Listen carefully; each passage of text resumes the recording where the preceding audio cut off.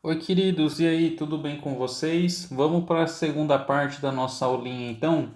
A gente vai falar um pouco agora a respeito de subespaços, tudo bem?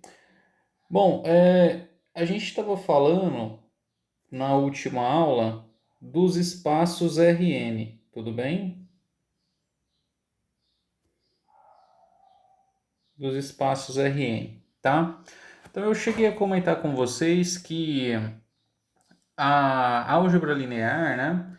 Ela é um ramo da matemática, tá? A álgebra linear, vamos escrever aqui.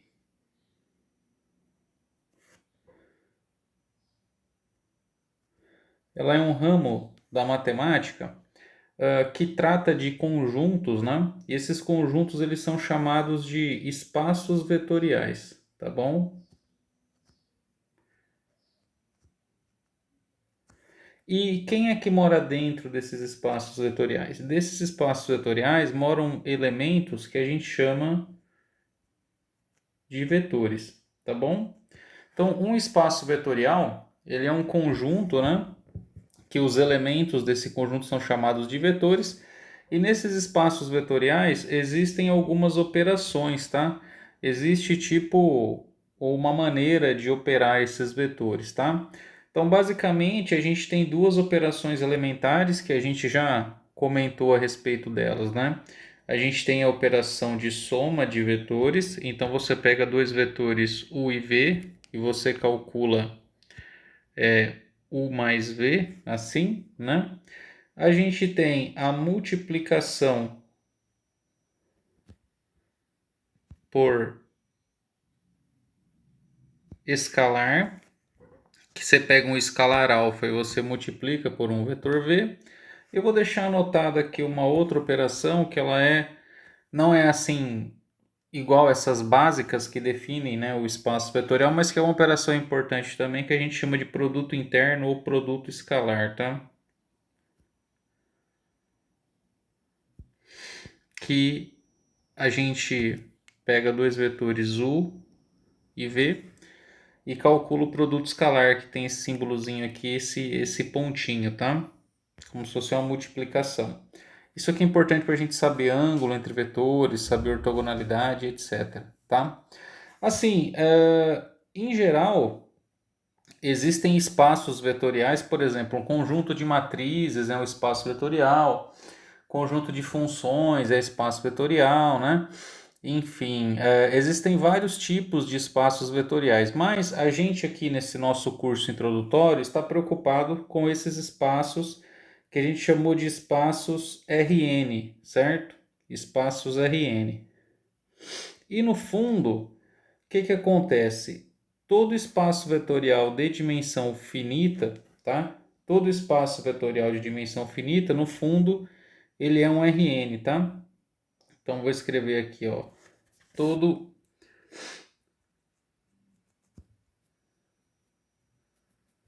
espaço vetorial de dimensão finita, tá? É no fundo um Rn, tá? Então, o que eu estou querendo explicar para vocês? Que esses espaços Rn aqui, eles são os protótipos, né, de espaços vetoriais. E estudando os espaços Rn, de alguma maneira a gente está estudando os espaços vetoriais de uma forma também um pouco geral, porque é o básico, né? É o que a gente precisa saber de básico, tá? E na aula passada eu comentei um pouco a respeito, né, de o que são esses espaços Rn, que nada mais são do que conjuntos de n uplas ordenadas, né, de números reais, ou seja, cada vetor num espaço desse aqui, num espaço Rn, né, se você pegar um vetor aqui dentro desse espaço, um vetor v, ele vai ter coordenadas assim, ó, x1, x2, três pontinhos, xn, né? Onde cada xi desses aí, ó, cada número que aparece na coordenada, ele é um número real, tá? E as operações de soma, né? A soma é feita coordenada a coordenada, a multiplicação por escalar é feita multiplicando esse escalar por cada coordenada, e o produto escalar, ou produto interno, você faz multiplicando, né, as coordenadas dos vetores e somando o resultado no final. Lembrando que o produto escalar chama-se produto escalar porque o resultado dá um número, né? Não dá um vetor. Então isso aqui eu só estou fazendo uma revisãozinha disso que a gente já tinha falado antes, tudo bem? Agora vamos pensar assim, ó. Eu vou tentar fazer um desenho aqui. Vou desenhar um plano cartesiano, tá?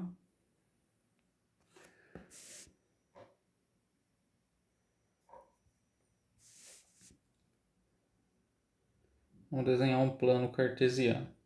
Então, o plano cartesiano, né, que a gente chama de R2, né? Ele tem aqui dois eixos, tá bom? Um eixo X e um eixo Y, tá? Tem uma origem aqui, que é o ponto 00, tá? E ele é um espaço vetorial que a gente comentou. Eu ainda não expliquei exatamente o que que é isso, o que que é a dimensão, mas ele é um espaço vetorial de dimensão 2, ele é bidimensional, tá? Então, assim, a gente comentou também que a reta real, o R, né? Então, a nossa reta real lá do cálculo 1, que é a mesma coisa que o R1, ele também é um espaço vetorial. Ele tem a origem aqui, certo? Tem operações definidas e tudo mais. Aí a pergunta é: podem existir cópias? Tá vendo? Podem existir cópias, certo?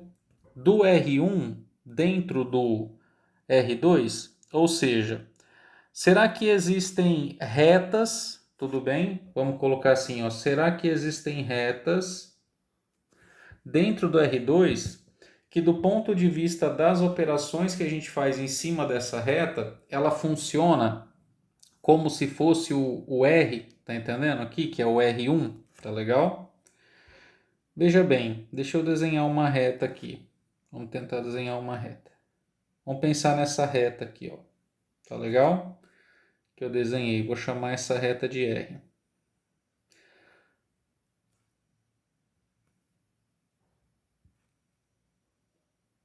Só uma observação, pessoal. Agora eu não estou preocupado somente com o aspecto geométrico, tá? Não estou preocupado apenas com o aspecto geométrico, porque se você olhar essa reta aqui que eu desenhei, né?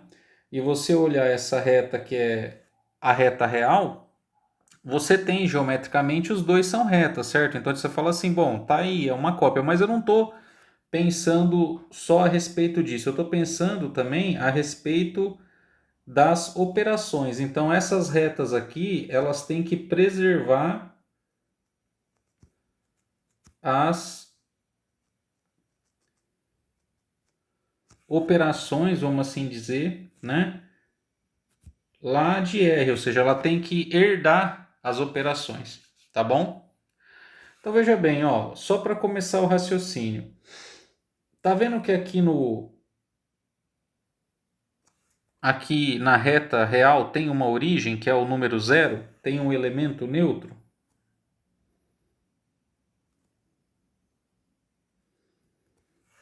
A reta R que eu desenhei aqui do lado de cima, ela não está passando pela origem, né? Tá vendo? Ó?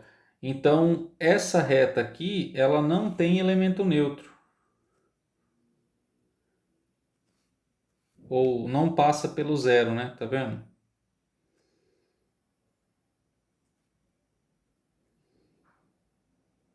Não passa pelo zero, que seria o zero do R2, que é esse cara aqui. Tá vendo? Ó? Então, observa que em termos das operações, você já começou com um problema, que essa reta vermelha que eu desenhei aí, a princípio, parece que ela não tem elemento neutro, tá bom?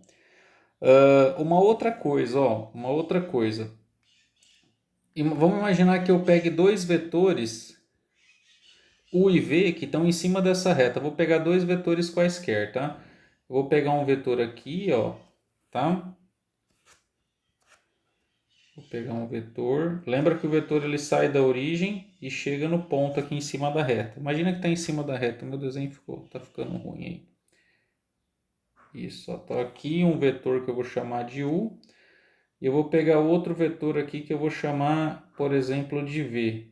Tá? Outro vetor V. Aí eu vou somar esses dois vetores. Olha, eu vou calcular U mais V. Como que a gente calcula U mais V? A gente calcula U mais V pela regrinha do paralelogramo, lembra? Então, tipo assim, eu vou tentar fazer uma cópia do V, vai dar mais ou menos aqui assim, ó, certo? Uma cópia do V aqui e fechar esse paralelogramo aqui com uma cópia do U. Não ficou perfeito, mas dá para entender. E qual que é o resultado? O resultado, ó, seria esse vetor aqui que eu vou desenhar em azul. Tá vendo? Ó? Esse vetor que eu vou desenhar em azul aqui. Vai dar próximo aí do eixo Y, tá? Então esse vetor azul aqui, ele seria quem? O U mais V, tá bom? E observa que ele saiu fora da reta, tá vendo? Ó? Esse vetor U mais V, ele não pertence à reta R que eu escolhi, ele está fora, tá vendo? A ponta dele está aqui para fora, não caiu em cima da reta. Então, observa também que, além dessa reta não passar pela origem, dela não ter o elemento neutro, essa reta aqui, a gente fala assim em matemática, ela não é fechada, no caso, para soma. Tá? Ou seja, você pega dois caras em cima dela e o resultado da soma deu fora, tudo bem? E também não vai ser fechada pela multiplicação por escalar. Por exemplo, se você pegar esse vetor V e multiplicar por 2, ele vai dar um vetor que vai estar mais para cima aqui, né? Vai ter duas vezes o comprimento desse vetor aqui. E ele vai cair fora também da reta, ele vai estar aqui fora, tá? Então não é fechada para a soma e também para a multiplicação por escalar, tá legal? Então essa reta R que eu escolhi não é uma boa candidata, porque apesar dela ser uma reta que geometricamente ela é uma cópia da reta real, em termos das operações, quando eu tento passar as operações do R2 para cima dela, tudo bem? Eu tento jogar as operações do R2 para cá, as operações não funcionam bem, tá vendo? Ela não funciona como a álgebra de um R1, entendeu? Ou seja, ela tem esses problemas, tá legal? Vou fazer um outro desenho aqui embaixo, tá? Vou fazer um outro desenho aqui embaixo. Eu vou fazer outro R2, outro plano cartesiano.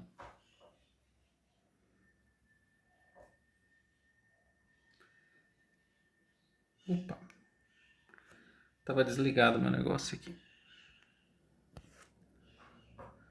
Então vamos fazer outro R2 aí, ó, outro plano cartesiano.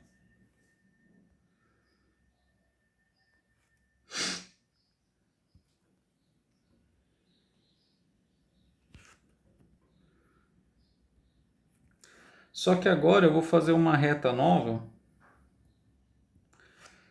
E essa reta minha, ela vai estar passando pela origem. Tá vendo, ó? Vou até colocar ela bonitinha aqui.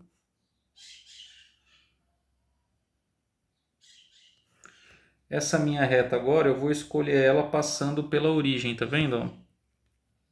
Então aqui tá o 0, 0. Tá vendo, ó? Essa reta R agora, eu peguei ela diferente. Vamos olhar agora em termos das operações, ó. Ela tem o elemento neutro, né? Que era um problema que a outra não tinha.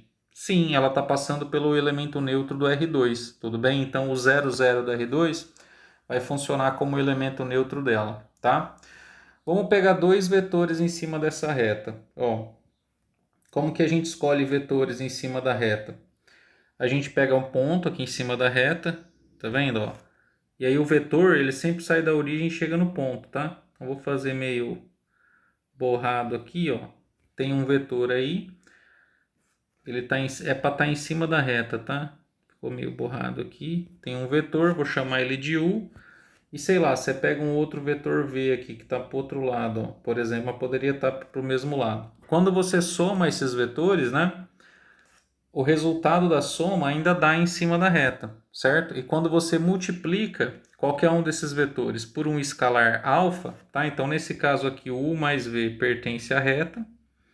Porque repara que não vai ter paralelogramo da reta do paralelogramo, tá vendo? Ó? Porque você tem que fazer... Como que você somaria esse U com esse V? Você pega e faz uma extremidade faz uma cópia do V a partir da extremidade do U, tudo bem? E você acaba caindo em cima da reta, tudo bem? E se você faz alfa vezes U ou alfa vezes V, o resultado, perdão, aqui é R, também dá em cima da reta, tá? Então, uma reta geométrica passando pela origem do R2, tá legal? Em termos das operações, ela vai preservar as operações da reta real, do R1. Então é como se ela fosse uma cópia, tudo bem? Aqui dentro. E não é uma cópia, como eu disse, só no sentido geométrico, é uma cópia no sentido algébrico da coisa. E é isso que vai interessar para a gente agora, tá legal? Então eu vou dar uma definição aqui do que é um subespaço vetorial, tá? Então nesse contexto aqui, essa reta que foi desenhada aqui no final, essa reta R, ela é uma coisa que a gente chama de subespaço, um subespaço vetorial do R2. Essa aqui, essa reta R, ela não é subespaço, tá bom? Não é subespaço. Então eu vou dar a definição formal agora do que seria um subespaço, tá bom? Gente, vamos lá então. Ó, eu escrevi a definição formal, né, do que é um subespaço ou um subespaço vetorial de um espaço Rn, tá legal? Então, um subespaço, o que ele é? Ele é um subconjunto, certo? S, que está contido lá no Rn. Por definição, ele tem que ser não vazio, tá? Isso aqui é só uma condição técnica, mas a gente costuma escrever, né? Ou seja, eu parto de um subconjunto não vazio, quando que ele vai ser chamado de subespaço, tá bom? Eu não vou ficar falando subespaço vetorial, vou falar só subespaço, tá? Então ele vai ser chamado de subespaço se valer em três condições que eu escrevi aqui, tá vendo? Ó, 1, 2 e 3, tá? A primeira condição é a seguinte: o vetor nulo do Rn, que é o zero, tem que estar contido no S, ele tem que pertencer ao S, tá bom? Então, para começar, esse S ele tem que ter o vetor nulo, tá? Em segundo lugar, para quaisquer dois vetores U e V que você pegar lá dentro do S, quando você calcular a soma do U mais V, o resultado tem que continuar lá dentro do S, tá bom? E para qualquer número alfa, para qualquer escalar alfa que você pegar e qualquer vetor dentro do S, quando você multiplicar alfa vezes V, o resultado vai estar lá dentro do S, tá bom? Então, essa condição aqui, a condição 2, a gente diz que o S é fechado para soma, tá bom? Então, o que é o conjunto fechado para soma? Significa que se você pega dois elementos dentro desse conjunto e você faz a soma, o resultado ainda continua dentro desse conjunto, tá? E essa segunda propriedade aqui, né, ó, essa segunda propriedade diz que S ele é fechado para a multiplicação por escalar, tá bom? O S é fechado para a multiplicação por escalar, belezinha? Bom, essa é a definição, então, gente, formal do que é um subespaço, tá? Essa primeira condição de que o zero tem que estar lá dentro, se você for olhar eventualmente em alguns livros, eles não vão colocar, eles colocam só essas outras duas, porque se você juntar as duas, você consegue mostrar que o zero está lá dentro, tá? Tipo assim, se você pegar um vetor, você fala assim, ó, seja U pertencente a S. Então, menos 1 vezes U pertence a S, não pertence? Pela propriedade da multiplicação por escalar. Então, implica que menos U pertence a S. Então, você vai na da soma e fica U, né? U menos U pertence a S, esse cara é zero. Aí você mostra que o zero pertence a S, tudo bem? Então, assim, só pelo fato de ser não vazio e de ter essas duas aqui, você consegue mostrar que o zero está lá dentro. Mas eu gosto de deixar essa condição porque a gente tem que guardar que se eu pegar um subconjunto e eu já olhar esse subconjunto do Rn e eu ver que esse subconjunto não tem o vetor nulo, eu já posso de cara falar que ele não é um subespaço, tá bom? Então, do ponto de vista didático, eu gosto de deixar essa primeira condição aí, tá legal? Então vamos voltar para o nosso exemplo lá, ó. Vou fazer aqui o exemplo. A gente estava falando das retas no plano, né? Então, exemplo. Vamos tentar mostrar agora de acordo com a definição.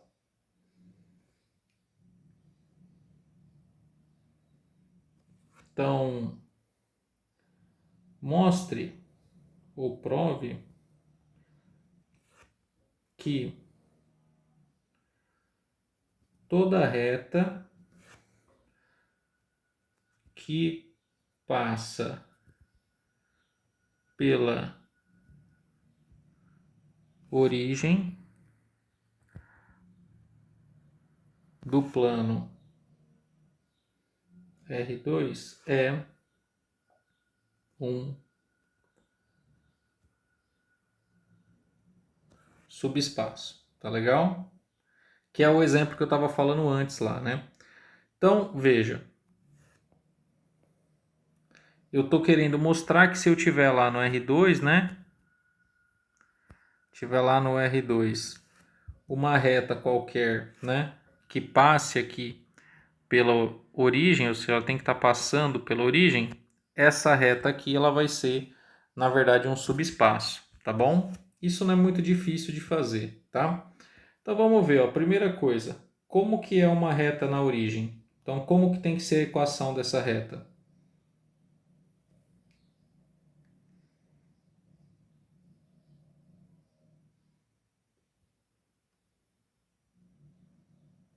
Veja, em geral, a equação de uma reta no plano é assim, ó, y igual a m vezes x mais n, tudo bem?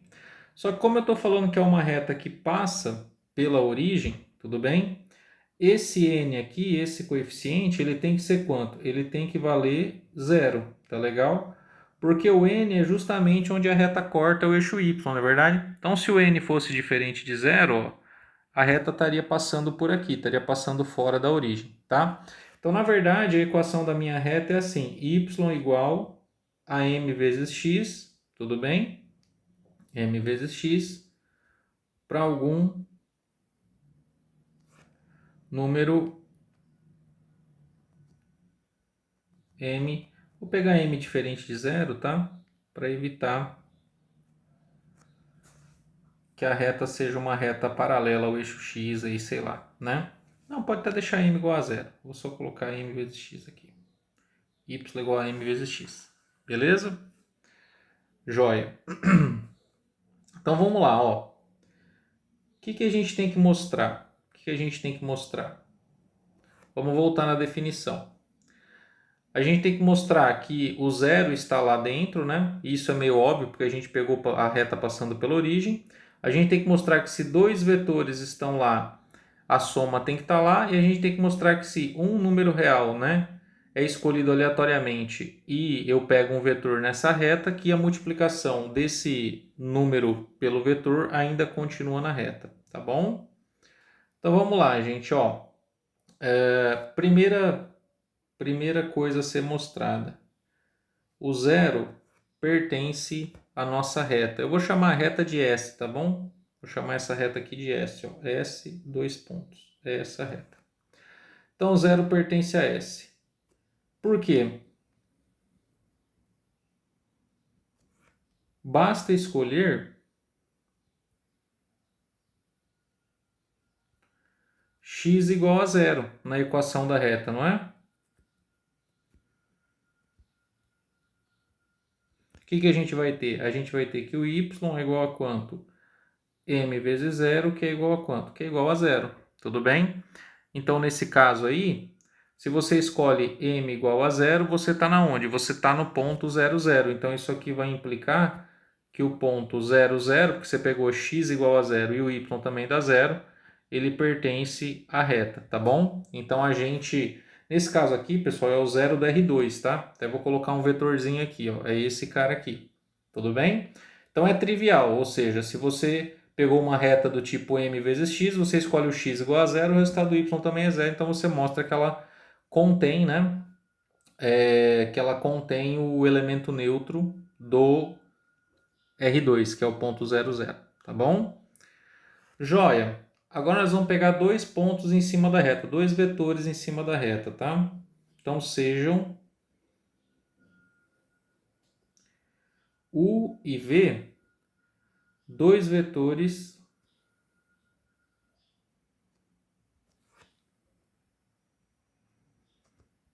sobre, né, ou na reta S, tudo bem?